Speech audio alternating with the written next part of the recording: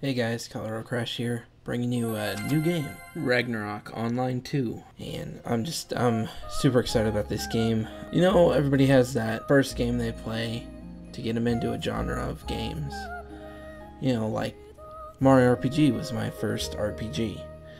Well, Ragnarok Online was my first MMORPG. And this rendition just follows it as a perfect sequel. Obviously it went from a kind of a 2D sprite type of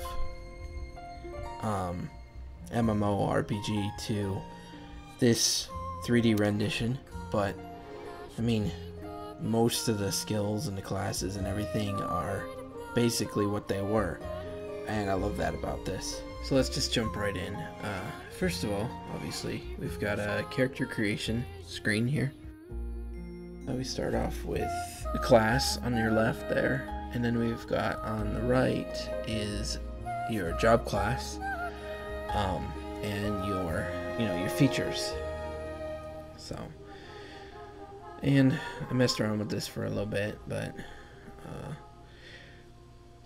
so I chose a thief. Wanted to go with what I knew from Ragnarok 1, and I chose I believe it's a clothier or something. Anyway, I wasn't quite sure. I looked it up. Pretty much goes good with a thief. So some of the coolest things were the voices, actually, that you get to pick for your character. Ready! Ready! Ready! Ready! Ready! Ready! Ready! Ready! Ready! Ready! Ready! And then, there's even the, not just the eyes, but the shape of them, and then you can also change their color, and, I don't know. It's pretty basic nowadays, but none of this was in Ragnarok 1, so it's kind of nice to see it.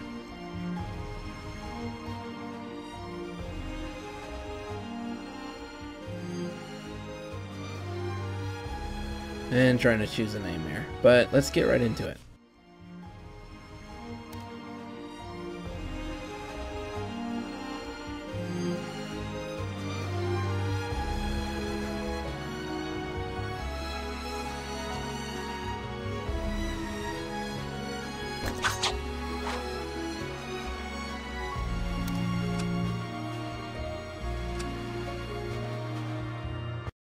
Peace on the continent of Midgard was disrupted by the goddess of destruction, Freya. Numerous heroes of Midgard stood against the demons summoned by Freya. And after a series of cataclysmic battles, Freya was finally sealed in the world of Vanaheim. 300 years after the Day of Destruction, known as the Day of Despair, children are abducted from all over the kingdom of Rune Midgards. An investigation discovered the culprit to be the Phreganity, the followers of the goddess Freya. Reinhard, the king of Rune Midgards, ordered the Pronteran Knights to exterminate the Phreganity and rescue the children. The Knights raid the Phreganity research facility and battle monsters of the Phreganity's design. After a difficult battle, they succeed in rescuing the children.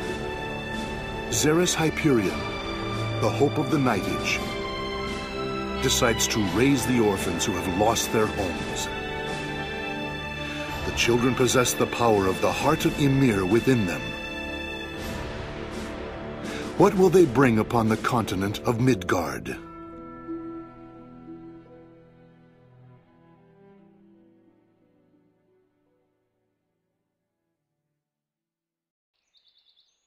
Alright, so first thing you'll notice here is the layout. It's basically every MMO.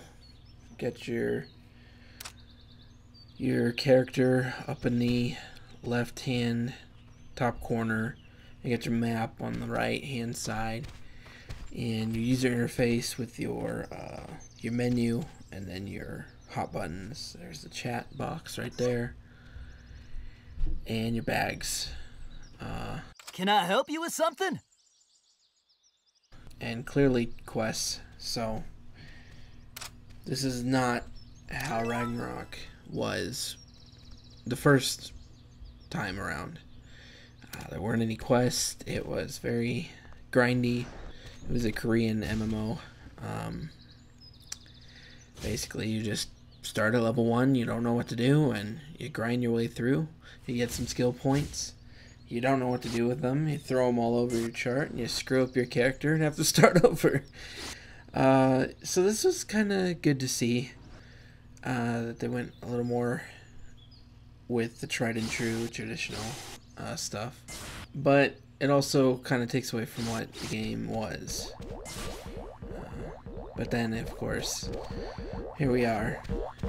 We've got pourings, and that's just...